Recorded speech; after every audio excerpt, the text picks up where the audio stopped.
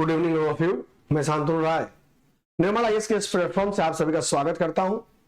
फटाफट सभी लोग जुड़ जाइए, चैनल को लाइक कर दीजिए, सब्सक्राइब कर दीजिए और शेयर कर दीजिए। ठीक है, चलिए फटाफट जुड़ जाइए, सभी लोग फटाफट जुड़ जाइए, चैनल को लाइक कर दीजिए, सब्सक्राइब कर दीजिए और शेयर कर दीजिए। ठीक है, मेरी ऑडियो और वीडियो अगर क्लियर आ रही है तो एक मैसेज कर दीजिए, ऑडियो और वीडियो बोथ आर क्लियर। चलिए फटाफट जुड़ जाइए सभी लोग, चैनल को लाइक और सब्सक्राइब कर दीजिए आप लोग। ठीक है,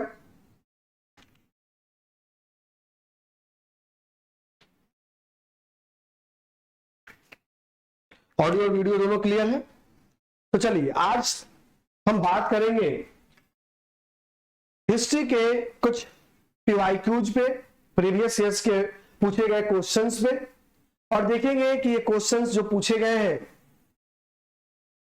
ये कैसे प्रश्न पूछे गए हैं, जो आपने पढ़ा है इन प्रश्नों को आप कर पा रहे हैं या नहीं कर पा रहे हैं, और फिर हम इन प्रश्नों का एक्सप्लेनेशन भी करेंगे, इस पर आगे बात करेंगे। ठीक है, तो आज हम शुरुआत करेंगे पीवाईक्यू से, और आज का पहला जो प्रश्न है, यह प्रश्न पूछा गया है यूपी पीसीएस में 2010 में, यानी कि उत्तर प्रदेश लोक सेवा आयोग के द्वारा यह प्रश्न पूछा गया 2010 में।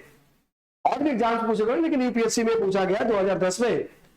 कोपेनहेगन संग्रहालय की सामग्री से पाषाण, कांस्य और लौह युग का त्रियुगीय विभाजन किया था।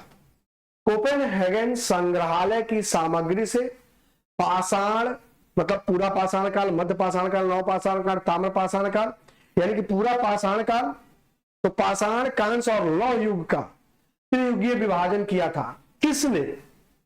थॉमसन ने, लुबाक ने, टेलर ने और चाइल्ड ने। प्रश्न को ध्यान से पढ़िए और फिर बताइए कि इसका उत्तर क्या होगा। जरा ध्यान से पढ़ के इसका उत्तर बताइए कि क्या होगा। ठीक है, चलिए देखिए ध्यान से क्या होगा उत्तर, बताइए। क्वेश्चन को ध्यान से पढ़िए और बताइए फिर इसका उत्तर क्या होगा।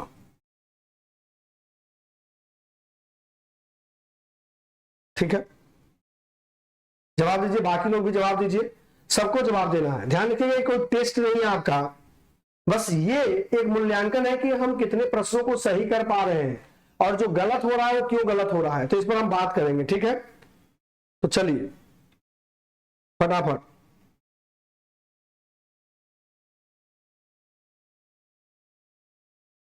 बाकी लोग भी जवाब दीजिए भाई।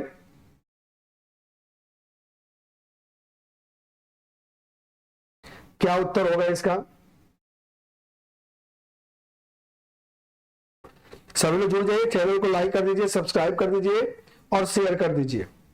ठीक है,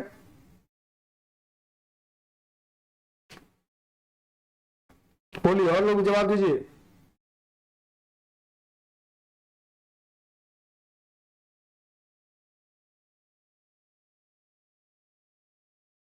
ठीक है,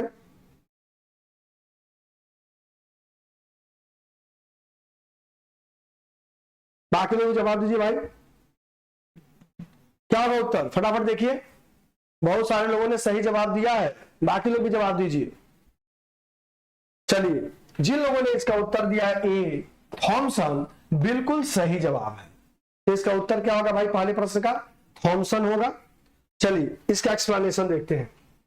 अब देखिए, डेनमार्क के कोपेनहेगन संग्रहालय में 1818 से 1820 में एक आयोग की रिपोर्ट के अनुसार सामग्री के आधार पर पाषाण, कांस्य और लौह युग का त्रियुगीय विभाजन क्रिश्चियन जर्गनेसन थॉमसन ने किया था। ध्यान रखिएगा पूरा नाम इनका जो है क्रिश्चियन जर्गनेसन थॉमसन ने किया था। यद्यपि थॉमसन ने 1836 ईस्वी में इसी वर्गीकरण के अनुसार संग्रहालय की वस्तुओं का विवरण भी प्रकाशित किया था। तो ध्यान रखिए किसने किया था? तो थॉमसन ने इस बात की जानकारी दी थी। इस बात को ध्यान रखिएगा। यहां से आपसे प्रश्न यह भी पूछा जा सकता है कि कोपेनहेगन जो है, यह कोपेनहेगन संग्रहालय कहां है, यह भी पूछा जा सकता है ना। कोपेनहेगन संग्रहालय संग्रहालय जो है वह कहां है, कहां स्थित है? तो ध्यान रखिएगा जो बताया गया है कहां, डेनमार्क। तो यहां से और भी प्रश्न पूछे जा सकते हैं। तो ध्यान रखिएगा जो एक प्रश्न होता है उस एक प्रश्न से कई प्रश्न पूछे जा सकते हैं, इस बात को आपको ध्यान रखना पड़ेगा। ठीक है, चलिए हम अगले प्रश्न पर आते हैं। अगला प्रश्न जो पूछा गया है यूपीपीसीएस मेंस 2006 में, यानी कि पहले मुख्य परीक्षा में जो जीएस था, समान अध्ययन था, वह भी ऑब्जेक्टिव हुआ करता था। बाद में क्या हो गया, मुख्य परीक्षा में से समान अध्ययन से ऑब्जेक्टिव हटाकर क्या कर दिया गया, सब्जेक्टिव प्रश्नों को जोड़ दिया गया और कई पेपर बना दिए गए। इस बात को ध्यान रखिएगा। लेकिन चूंकि जीएस में प्रश्न पूछे गए हैं तो कई बार ऐसा होता है कि प्रीवियस ईयर्स में पूछे गए प्री मेंस के प्रश्नों को बदलकर या यूं ही कह लीजिए कि सेम प्रश्न को क्या कर दिया जाता है, डाल दिया जाता है। तो ऐसे प्रश्नों की प्रकृति को जानना और समझना बहुत जरूरी है, इस बात को ध्यान रखिएगा। अब दूसरा प्रश्न है कि उत्खनन प्रमाणों के अनुसार पशुपालन का प्रारंभ कहां हुआ था? निचले पूर्व पाषाण काल में, मध्य पूर्व पाषाण काल में, ऊपरी एवं पाषाण काल में और मध्य पाषाण काल में। कहा कि पशुपालन का प्रारंभ कहां से हुआ था, 4 ऑप्शन दिया गया। यह प्रश्न कई बार पूछा गया है, इस बात को ध्यान रखिएगा। ठीक है, तो बताइए कि इसका उत्तर क्या होगा। ठीक है ना, बताइए इसका उत्तर क्या होगा, ध्यान से देखिए और प्रश्न का उत्तर बताइए कहां हो। ठीक है, बोलिए इसका क्या उत्तर होगा।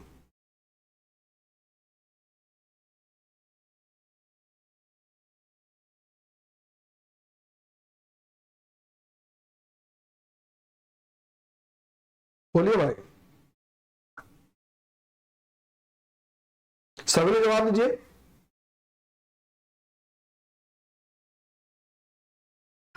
प्रश्न देख लिया आप लोगों ने, चलिए उत्तर दीजिए भाई।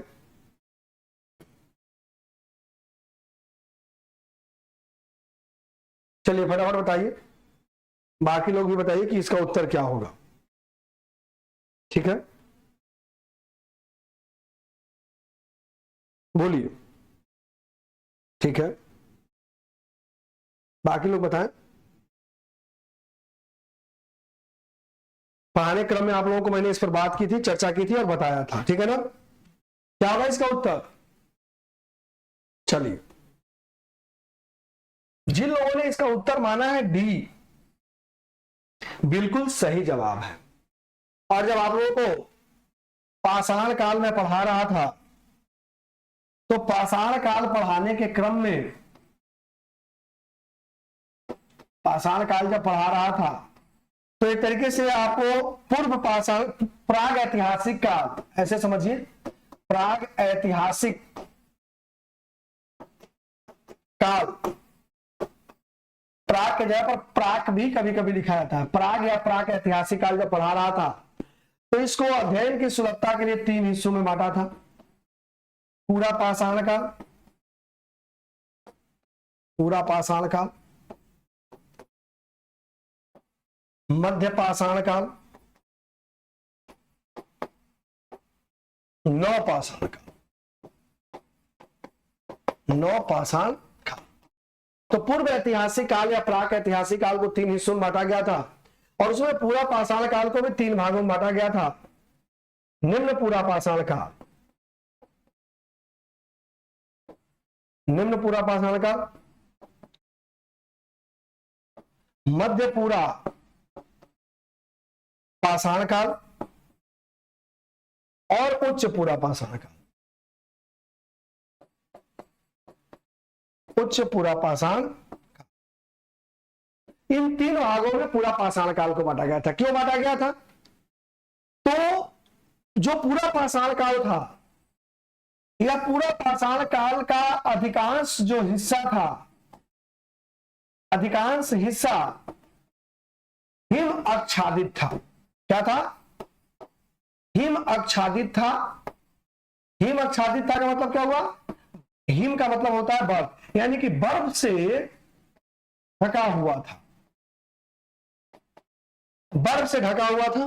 तो ध्यान रखिएगा, तो पूरा पाषाण काल का जो अधिकांश हिस्सा था हिम आच्छादित था, यानी कि बर्फ से ढका हुआ था।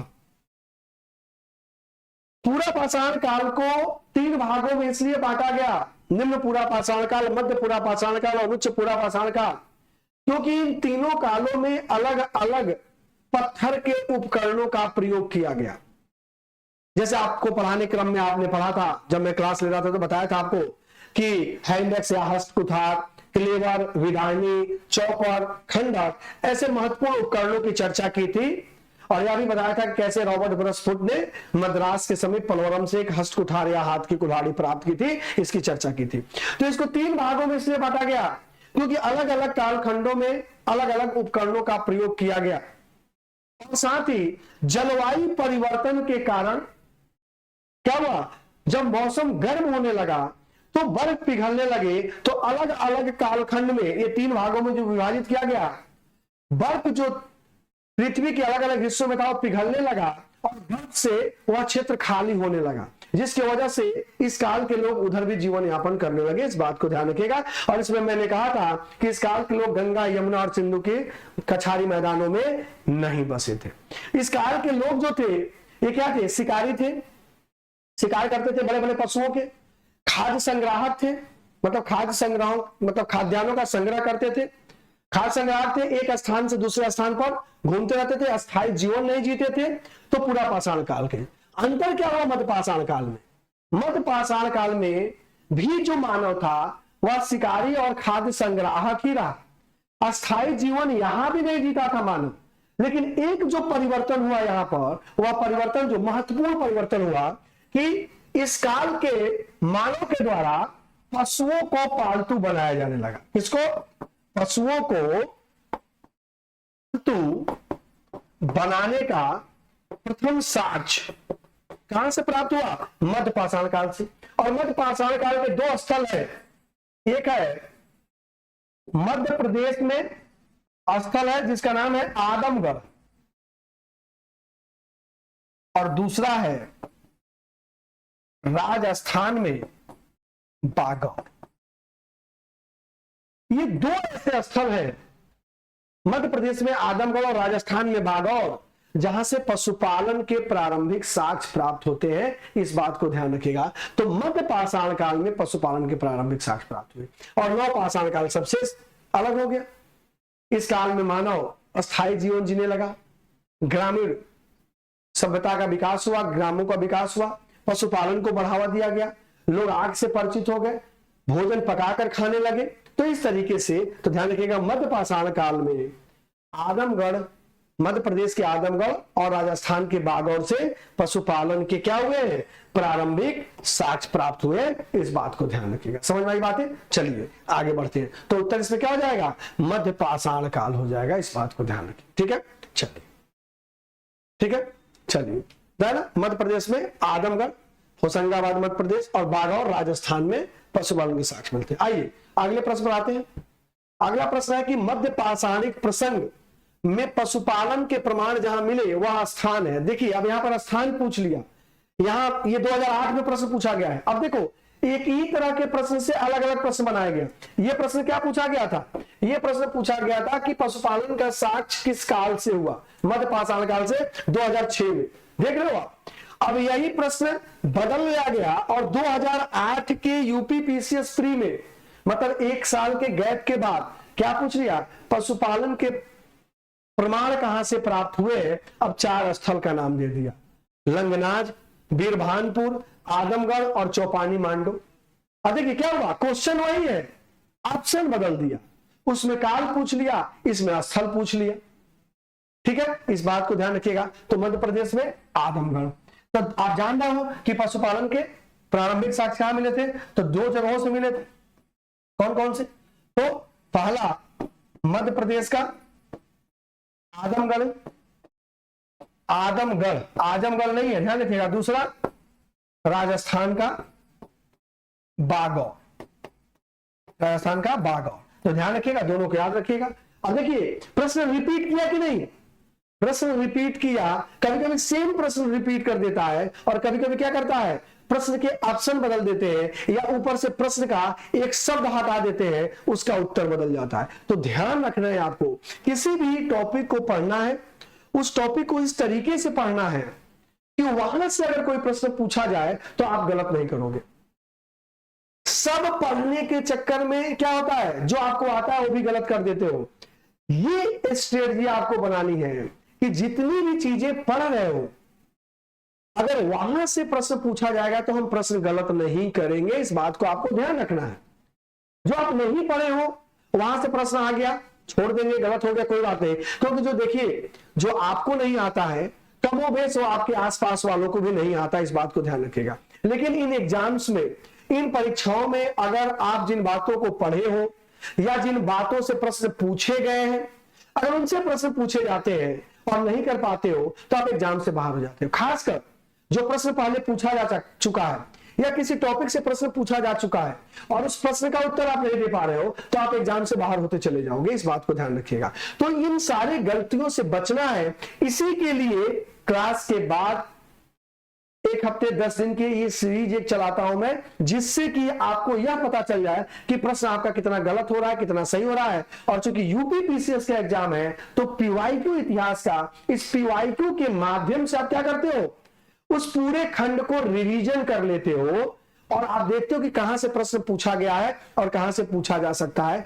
तो एक बार जब आप छूटा भी होता है तो इन पीवाईक्यू के माध्यम से क्या होता है, रिवीजन हो जाता है। तो हिस्ट्री का रिवीजन हम किस माध्यम से कर रहे हैं, रिवीजन थ्रू एमसीक्यू, इन प्रश्नों के माध्यम से, रिवीजन थ्रू पीवाईक्यू, यानी कि प्रीवियस ईयर्स में पूछे गए क्वेश्चंस के माध्यम से हम अलग अलग टॉपिक का रिवीजन कर रहे हैं। इस बात को ध्यान रखिएगा, ठीक है ना। चलिए, अब इससे क्या होगा, इससे आपको अपनी कमियों के बारे में पता चलेगा कि कहां पर हम कमजोर हैं, कहां पर हम मजबूत हैं। क्योंकि आप पढ़ तो चुके हैं पहले, लेकिन अब इससे जो प्रश्न पूछेंगे इसका जवाब आप दे पा रहे हो कि नहीं, ये ज्यादा महत्वपूर्ण हो जाता है। इस बात को ध्यान रखिएगा, ठीक है। चलिए आगे बात करते हैं। अगला प्रश्न कि निम्नलिखित में से किस स्थल से हड्डी के उपकरण प्राप्त हुए हैं। किस स्थल से हड्डी के उपकरण प्राप्त हुए हैं, यह प्रश्न पूछा गया है यूपी पीसीएस में 2010 में। उत्तर प्रदेश लोक सेवा आयोग के द्वारा जो पीसीएस की परीक्षा कराई गई थी उसमें 2010 में प्रश्न पूछा गया है। कई जगह पूछा गया लेकिन एक दे दिया गया आपको कि इस आयोग के द्वारा यह प्रश्न पूछा गया है कि निम्नलिखित में से किस स्थल से हड्डी के उपकरण प्राप्त हुए हैं। चौपानी मांडो से, काकोरिया से, महादहा से और सराय नाहर राय से। अब आपको इस प्रश्न का जवाब देना है, इस बात को ध्यान रखिए। तो बताइए इसका उत्तर क्या होगा, ध्यान से देखिए इस प्रश्न को और इसका उत्तर बताइए क्या होगा, बोलिए।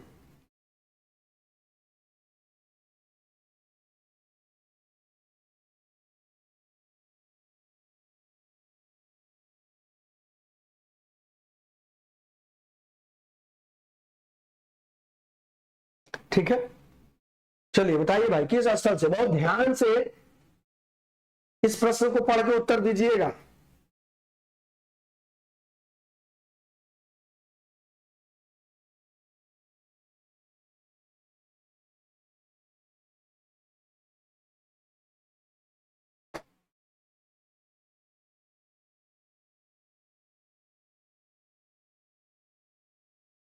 चलिए बताइए भाई, फटाफट जवाब दीजिए क्या होगा इसका उत्तर कि निम्नलिखित में से किस स्थल से हड्डी के उपकरण प्राप्त हुए हैं, बताइए।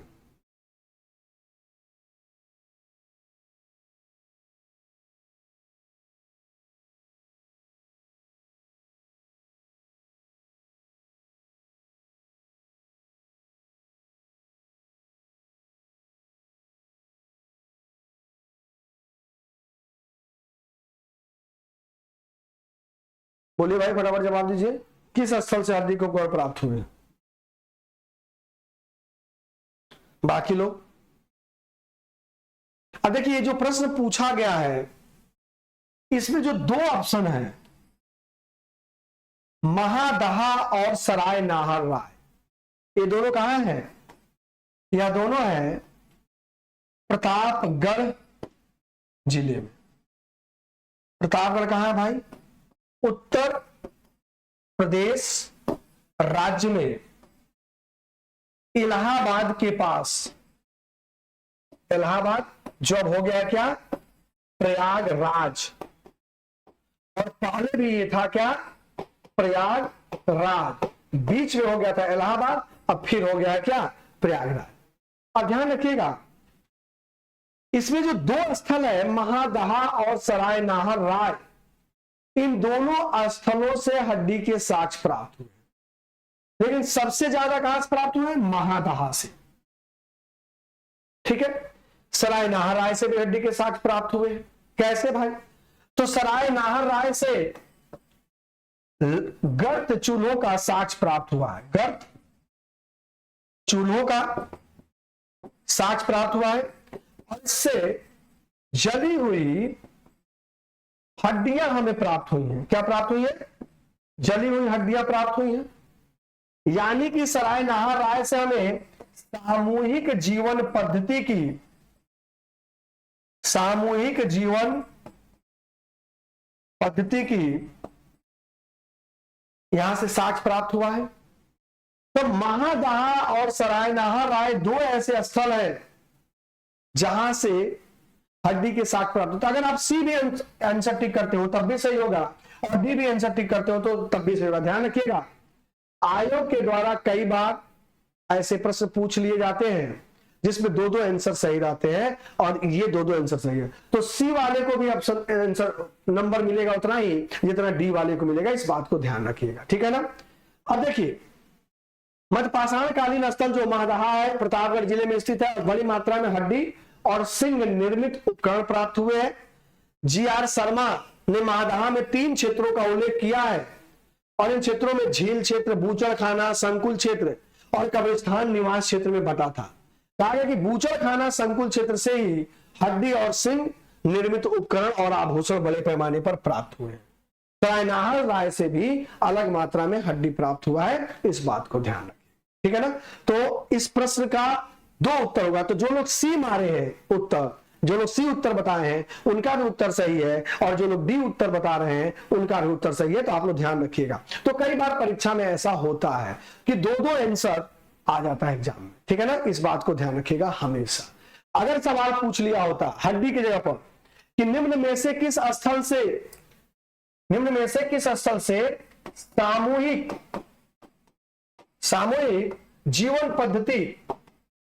सामूहिक जीवन पद्धति का साक्ष्य प्राप्त होता है, तो क्या हो जाएगा, सराय नाहर राय हो जाएगा। सराय नाहर राय से सामूहिक जीवन पद्धति का साक्ष्य प्राप्त होता है, इस बात को ध्यान रखिएगा, ठीक है।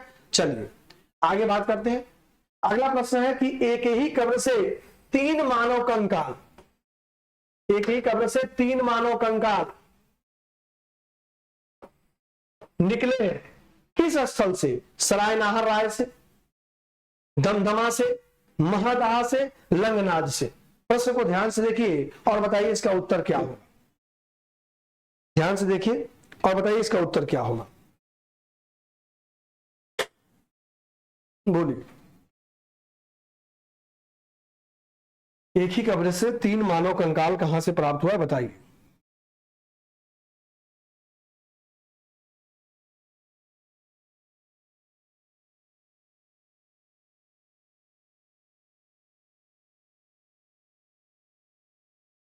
बोलिए भाई फटाफट जवाब दीजिए। और महत्वपूर्ण प्रश्न है, यहां से कई प्रश्न निकल सकते हैं, ठीक है।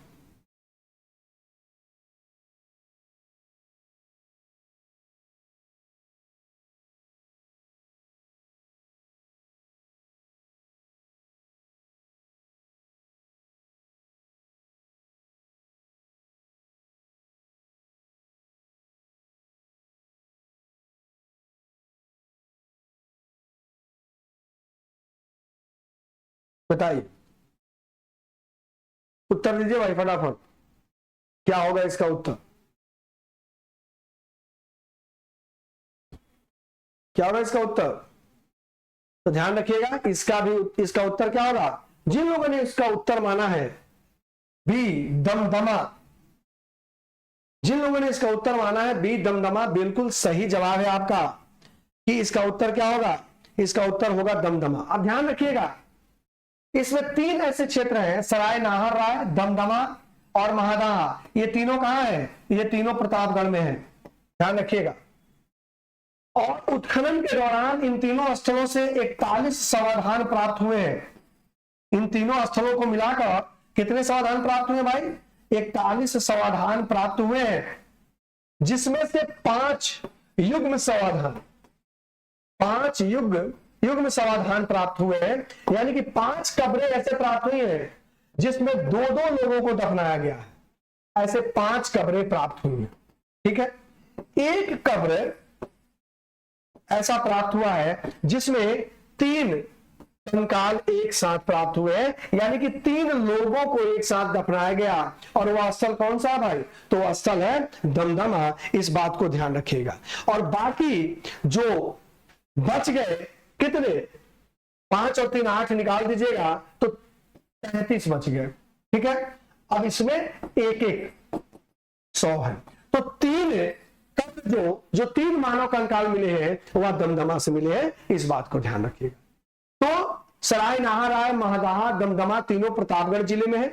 और जब इस जिले में उत्खनन कार्य शुरू हुआ तो दमदमा से एक ऐसा कब्र मिला जिसमें 3 कंकाल एक साथ प्राप्त हुए। इस बात को ध्यान रखिए, ठीक है ना। चलिए आगे बढ़ते हैं। ये मध्यगंगा घाटी में प्रतापगढ़ जिले में स्थित है सरायराय, नाहरराय, महदाहा और दमदमा। और उत्खनन के दौरान जो दमदमा है, इसके फलस्वरूप पश्चिम और मध्यवर्ती क्षेत्र मिलाकर 41 मानव समाधान ज्ञात हुए। इन समाधानों में से 5 समाधान युग्म समाधान है, यानी कि 2-2 लोग। एक समाधान में 3 मानव कंकाल और एक में एक कंकाल, जो शेष बचे हुए। अब ध्यान रखिएगा, 5 युग्म समाधान भी मिले हुए हैं। क्या यहां पर सती प्रथा का साक्ष्य प्राप्त होता है? अब देखो, यह कह पाना मुश्किल है, क्योंकि पुरातात्विक साक्ष्यों के आधार पर किसी एक क्षेत्र में युग्म समाधान और भी 5-6 प्राप्त हो, इस आधार पर यह नहीं कह सकते कि सती प्रथा विद्यमान थी कि नहीं, लेकिन ऐसा अंदेशा तो लगाया ही जा सकता है। तो प्रीलिम्स में तो यहां पर गुंजाइश सही है, तो कहीं भी स्पष्ट प्रमाण नहीं है, ना तो कोई लिपि का ज्ञान है, लिखा हुआ मिला है। तो सिर्फ हमको यह कहना है कि यहां से भाई युग्म समाधान और एक कब्र से 3 मानव कंकाल और बाकी से एक हमें प्राप्त हुए। इस बात को ध्यान रखिएगा, ठीक है। चलिए अगले प्रश्न। खाद्यान्नों की कृषि सर्वप्रथम प्रारंभ हुई। यह प्रश्न पूछा गया यूपी पीसीएस में 2005 के द्वारा। ऐसा नहीं कि 2005 ही में सिर्फ पूछा गया था, यह प्रश्न 2005 के अलावा अन्य जगह भी पूछा गया था। तो खाद्यान्नों की कृषि कब शुरू हुई भाई? ए, नवपाषाण काल, बी, मध्य पाषाण काल, सी, पूरा पाषाण काल और डी, प्रोटो ऐतिहासिक काल। बताइए इसका उत्तर क्या हो? क्वेश्चन नंबर 6 का उत्तर क्या होगा बताइए? क्वेश्चन नंबर 6 का उत्तर क्या होगा? बोलिए फटाफट।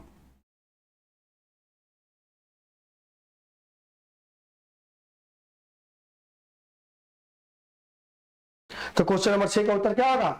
नवपाषाण काल। आपको पता ही है कि पूरा पाषाण काल में मानो क्या रहा? शिकारी रहा और खाद्य संग्राहक रहा, अस्थायी जीवन नहीं जीता था, कृषि कार्य नहीं करता था। मध्य पाषाण काल में मानव शिकारी रहा, खाद्य संग्राहक रहा, अस्थायी जीवन नहीं जीता। इसके अंतिम चरण में उसके साक्ष्य दिखते हैं और कृषि का उत्पादन नहीं होता था।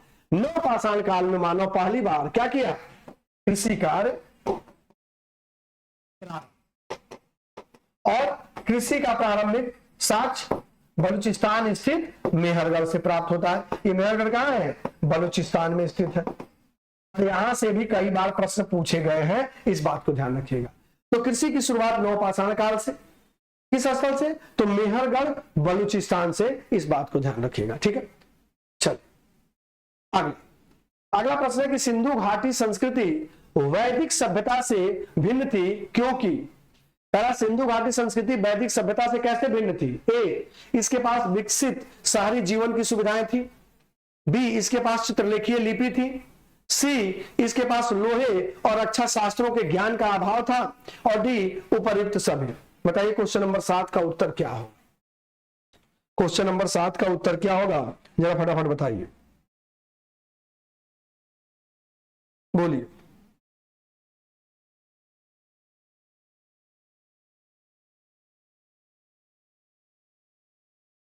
बोलिए भाई, फटाफट जवाब दीजिए।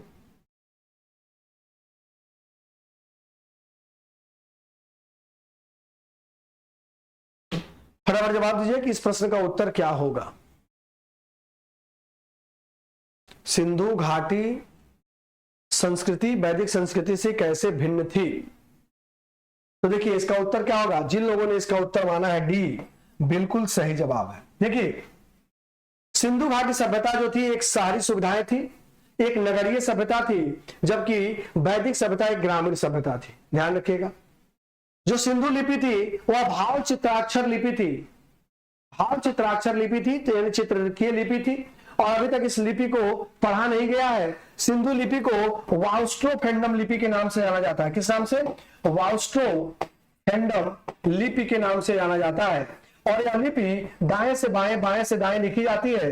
क्योंकि एक सांप का आकार बन जाता है, इसीलिए इसे सर्पिलाकार लिपि भी कहते हैं। क्या कहते हैं? इसे सर्पिलाकार लिपि भी कहते हैं। इस बात को ध्यान रखिएगा। और सिंधु घाटी सभ्यता के लोगों को लोहे और रक्षा शास्त्रों के ज्ञान का अभाव था। ध्यान रखिएगा वो लोहे से परिचित नहीं थे, जबकि वैदिक काल के लोग लोहे से परिचित थे। उत्तर वैदिक काल में अतरंजी खेरा से क्या प्राप्त होता है? लोहे का साक्ष्य प्राप्त होता है। फिर जंगलों की सफाई होती है, बड़े पैमाने पर कृषि की शुरुआत होती है।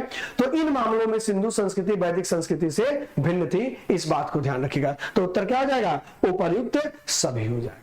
ठीक है, चलिए अगले प्रश्न पर आते हैं। अगला प्रश्न क्या है भाई कि हड़प्पा संस्कृति की जानकारी का प्रमुख स्रोत क्या है? अब ये प्रश्न पूछा गया है यूपीपीसीएस 94 में भी, 96 में भी, और आगे भी पूछे जाते रहा है। ध्यान रखिएगा सोर्स के बारे में पढ़ते हो ना, तो इतिहास के अध्ययन के कितने स्रोत हैं? 3 स्रोत हैं। कौन कौन से? पुरातात्विक, साहित्यिक और विदेशी। 3 ही स्रोत तो है। तो कह रहा है कि हड़प्पा संस्कृति की जानकारी के प्रमुख स्रोत क्या है? शिलालेख, पक्की मिट्टी की मोहरों पर अंकित लेख, पुरातात्विक खुदाई और उपर्युक्त सभी। क्या होगा उत्तर? जरा बताइए क्या होगा उत्तर, बोलिए इसका उत्तर क्या होगा? फटाफट जवाब दीजिए।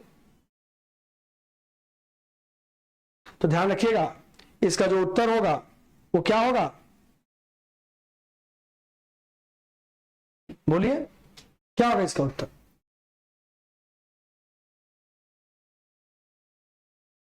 जवाब दीजिए भाई, क्या होगा उसका उत्तर?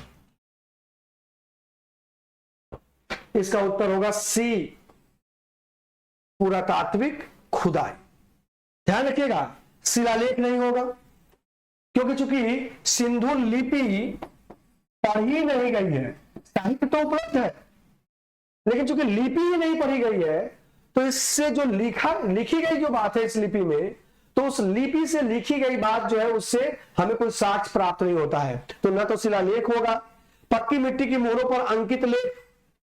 अब उस मोहर पर जो लिखा गया है, तो लिपि का ज्ञान है ही नहीं हमें, हम इस लिपि को पढ़ ही नहीं पा रहे हैं। जो लिपि लिखी गई है, सिंधु लिपि को अभी तक पढ़ा नहीं जा सका है।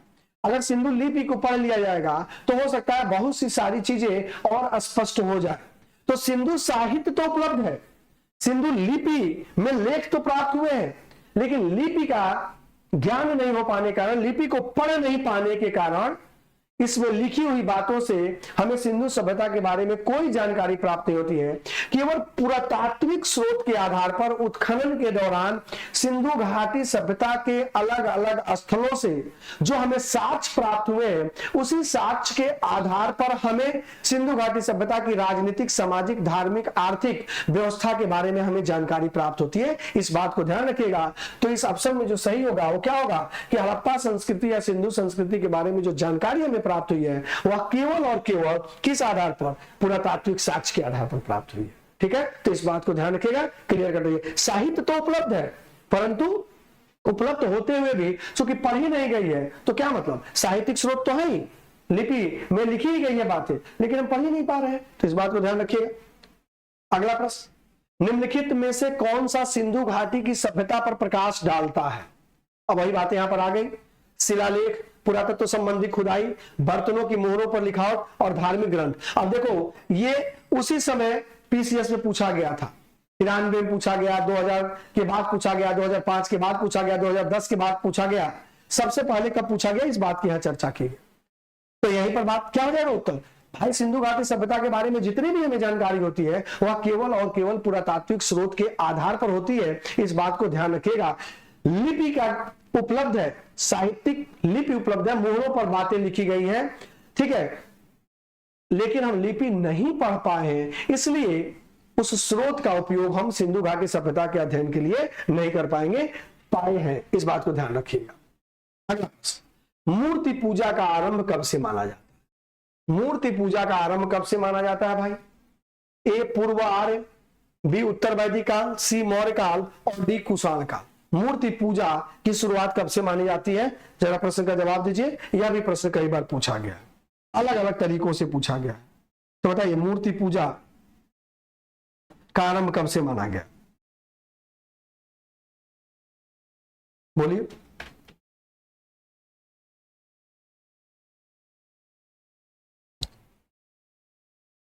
फटाफट जवाब दीजिए, और जो समझा होगा वो इसका जवाब दे देगा।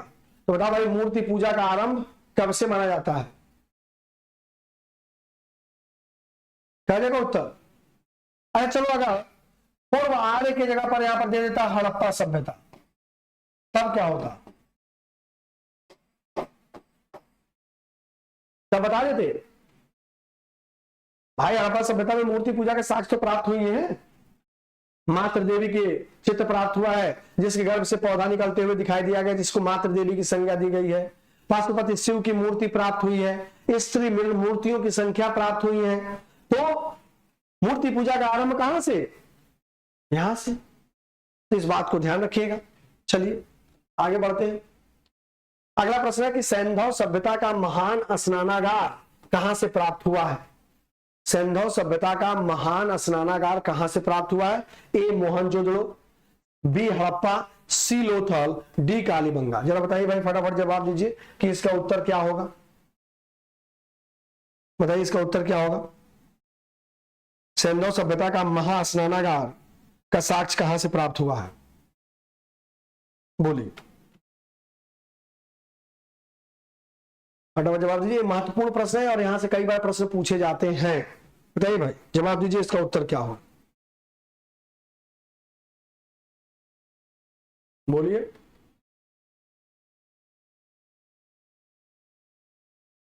क्या होगा इसका उत्तर? इसका उत्तर होगा ए, मोहनजोदड़ो से एक महान स्नानागार का साक्ष्य प्राप्त होता है और कहा गया कि इसकी लंबाई उत्तर से दक्षिण में 55 मीटर और पूरब से पश्चिम में 33 मीटर थी। इस बात को ध्यान रखिएगा। कहा गया कि इससे महास्नानागार का प्रयोग क्या जाता था?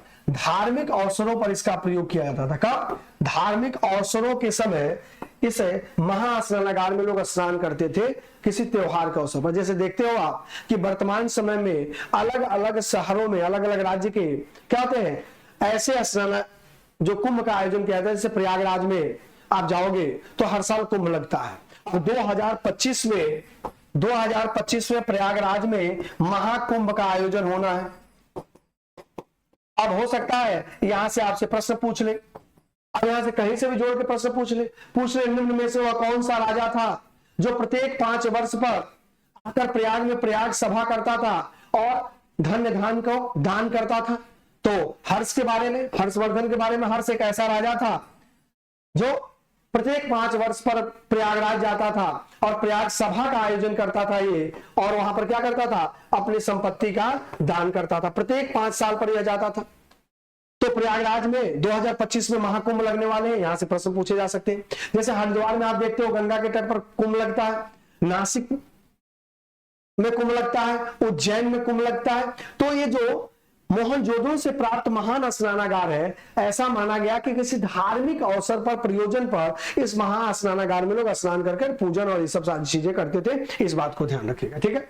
चलिए अगला प्रश्न, सिंधु घाटी सभ्यता का कौन सा स्थान अब पाकिस्तान में है? कालीबंगा, हड़प्पा, लोथल, आलमगीरपुर। बताइए सिंधु घाटी सभ्यता का कौन सा स्थल अब पाकिस्तान में है? ये आसान सवाल है, बताइए भाई, रिपीट भी कर सकता है कभी भी। कौन सा स्थल? बोलो भाई।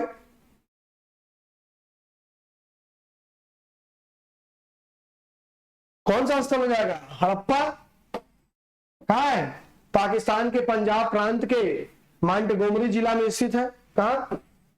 पाकिस्तान के पंजाब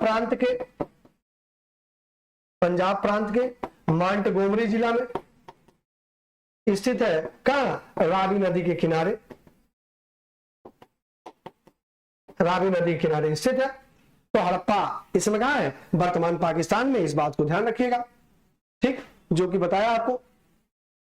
साहिवाल जिसको कहा गया, इसको ध्यान रखिएगा, साहिवाल, ठीक है, साहिवाल भी कहा गया। अब देखिए, रावी नदी के तट पर स्थित है। कालीबंगा कहाँ है भाई? राजस्थान, हनुमानगढ़ जिला। लोथल कहाँ है? गुजरात में। और लोथल क्या है? सिंधु घाटी सभ्यता का एक डॉकयार्ड है, गोदीवाड़ा का साक्ष्य प्राप्त मिला है। और आलमगीरपुर उत्तर प्रदेश में स्थित है। कहाँ? मेरठ में। किस नदी किनारे? हिंडन नदी किनारे। और यह सिंधु घाटी सभ्यता का सबसे पूर्वी स्थल है। कौन? आलमगीरपुर। आलमगीरपुर जो है यह सिंधु घाटी सभ्यता का सबसे पूर्वी स्थल है, सबसे पूर्वी स्थल। अभी तक ज्ञात स्थलों में अब एक स्थल की खोज हुई है जिसका नाम है परिक्रमा नगरी, यह बरेली में है। तो ध्यान रखिएगा, अगर कभी सवाल पूछ ले सिंधु घाटी सभ्यता की सबसे पूर्वी स्थल कौन सा है, तो आलमगीरपुर हो तो आलमगीरपुर मारिएगा। और अगर आलमगीरपुर नहीं हो और परिक्रमा नगरी हो तो परिक्रमा नगरी भी टिक कर सकते हैं, बरेली। इस बात को ध्यान रखिएगा, ठीक है। चलिए अगले प्रश्न पर चलते हैं। 13 नंबर प्रश्न, सिंधु घाटी सभ्यता जिन नदियों के तट पर बसी थी, नीचे दिए गए कूट से सही उत्तर का चयन करें। 4 नदियों का नाम दिया गया है, सिंधु, चेनाब, झेलम और गंगा। करा सही उत्तर कौन सा है, इस बात का जवाब दीजिए। और ध्यान से इस बात का जवाब दीजिएगा थोड़ा, ठीक है। क्या होगा उत्तर इसका? जवाब दीजिए, इस प्रश्न का उत्तर क्या होगा? सिंधु घाटी सभ्यता जिन नदियों के तट पर बसी थी, 4 नदियों का नाम दिया गया है। अब एक चीज ध्यान रखो, 2009 में पीसीएस पूछा गया था। अब जो मैप को ध्यान रखो सिंधु घाटी सभ्यता की। अब सिंधु घाटी सभ्यता की जो सबसे पूर्वी स्थल है क्या है?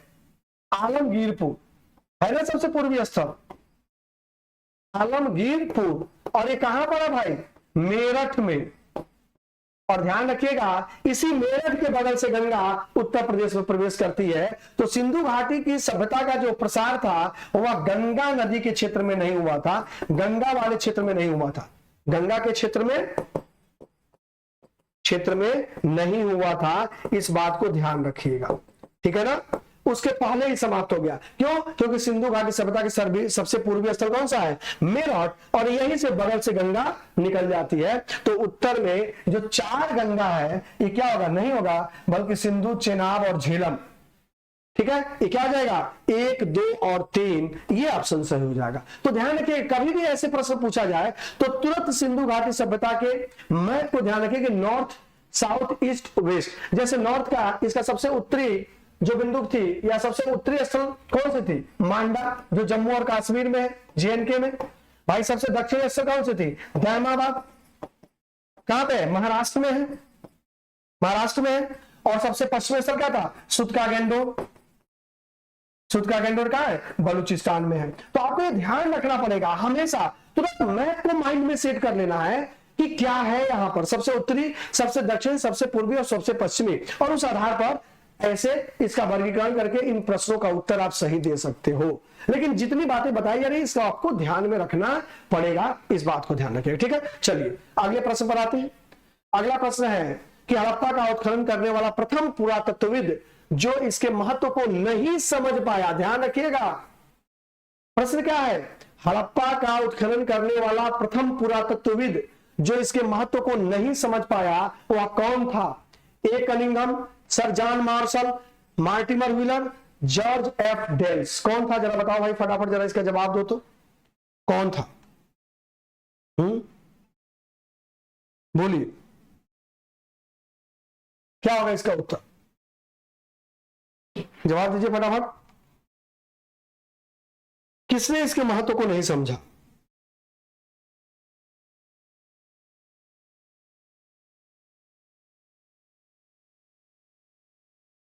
बोलिए, देखिए इसमें उत्तर क्या हो जाएगा, ए कनिंघम। कनिंघम महोदय भारतीय पुरातत्व विभाग के अध्यक्ष थे और उन्होंने कई महत्वपूर्ण टीलों की खोज की, लेकिन वे हड़प्पा टीले के महत्व को समझ नहीं पाए। इस बात को ध्यान रखिएगा। तो हड़प्पा के महत्व को कौन नहीं समझ पाया, ए कनिंघम। ए कनिंघम महोदय के द्वारा भारतीय उपमहाद्वीप के ऐतिहासिक महत्व की टीलों की खोज की गई, किंतु इनके द्वारा हड़प्पा के टीलों के महत्व को नहीं समझा जा सका। इस बात को ध्यान रखिएगा, ठीक है ना, इस प्रश्न को ध्यान रखिएगा। चलिए अगला प्रश्न जो है वो कथन और कारण से, एसर्शन और रीजन से है, और इस तरह के प्रश्न पूछे जाते हैं। क्या भाई कथन, तो मोहनजोदड़ो तथा हड़प्पा नगर अब विलुप्त हो गए हैं। मोहनजोदड़ो तथा हड़प्पा नगर अब विलुप्त हो गए, कारण वह खुदाई के दौरान प्रकट हुए थे। पता रहा है कि ये जो ऑप्शन दिए गए हैं, दो ऑप्शन है कि ए है कथन एसर्शन, मोहनजोदड़ो और हड़प्पा नगर अब विलुप्त हो गए हैं, और कारण रीजन वह हड़प्पा वो खुदाई के दौरान प्रकट हुए थे। एक आ रहा है कि ए और आर दोनों सही है, आर जो है वो ए का सही स्पष्टीकरण है। बी कह रहा है कि ए और आर दोनों सही है और आर सही स्पष्टीकरण नहीं है। सी कह रहा है ए सही है आर गलत है, और डी कह रहा है ए गलत है आर सही है। बताइए इसका उत्तर क्या, बोलिए क्या होगा इसका उत्तर।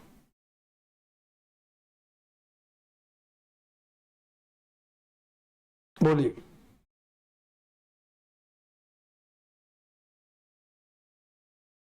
बोलिए क्या होगा उत्तर।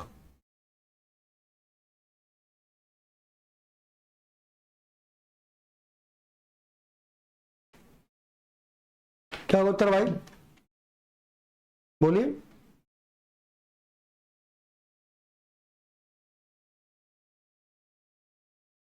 तो ध्यान रखिएगा इसका उत्तर होगा बी, हड़प्पा और मोहनजोदड़ो नगर अब विलुप्त हो गए। एकदम सही बात है, यह खुदाई के दौरान प्रकट हुए। तो हड़प्पा और मोहनजोदड़ो के बारे में हमें जानकारी कैसे मिली, उत्खनन के दौरान हमें हड़प्पा और मोहनजोदड़ो के बारे में जानकारी मिली जो कि विलुप्त हो चुके हैं, लेकिन ये सही व्याख्या नहीं कर रहा है, ठीक है। तो व्याख्या नहीं करेंगे लेकिन सही है दोनों कथन, तो ए और आर दोनों सही है किंतु सही स्पष्टीकरण नहीं है। इस बात को ध्यान रखिएगा। तो इस तरीके से बी ऑप्शन सही है कि दोनों सही है, ए भी सही है और बी भी सही है, लेकिन व्याख्या नहीं कर रहा है, तो ये बात सही है, ठीक है।